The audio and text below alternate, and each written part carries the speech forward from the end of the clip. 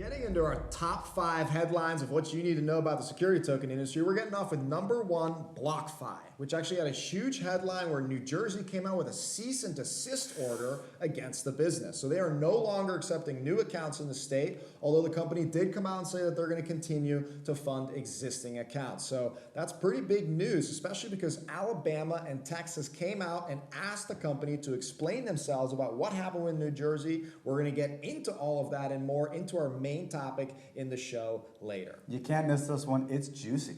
And number 2, we're diving into INX. Now, INX raised $80 million through a security token offering. We covered that back on the show in episode 9. And now they've officially launched. So they raised to build a security token marketplace and exchange platform. They've successfully done that. And now their first listing officially through the platform is their own INX token. They've acquired Open Finance, so they're providing trading for those tokens as well. But INX is the main token that's now listed as of Wednesday. And we're going to cover all the details about how it's been trading in my market segment later in the show.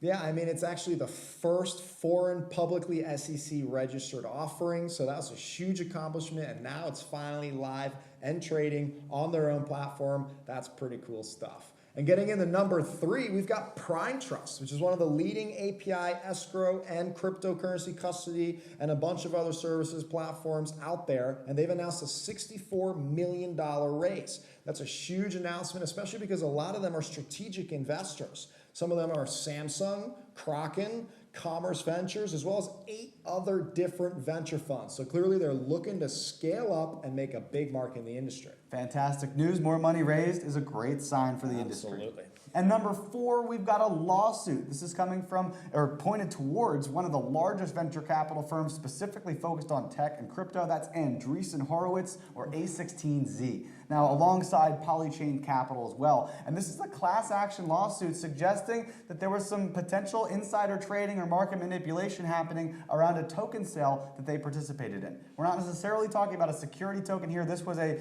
potentially compliant token sale through the Internet Computer Protocol, and there was potentially some dumping that was going on, and investors aren't happy about it. Yeah, they're throwing out a lot out there, something about $2 billion in alleged dumping and maybe something about securities violations and things like that. So we'll definitely keep you tuned on the show about what's going on there. And we'll do the same thing about number 5, which is Tether, the largest stable coin that's out there, has had an issue with the Department of Justice. So they've come out and said that they're investigating them for pretty much the worst possible thing: bank fraud. That's the last thing you want to hear about a stablecoin issuer, which its promise is that you're going to get parity on a 1-to-1 level for your digitized dollar.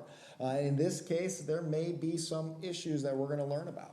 Yeah, so this is not great news, but that wraps up our top 5. You're going to have to tune in to next episode to hear a little bit more about some of these cases. Let's get to the rest of the industry news.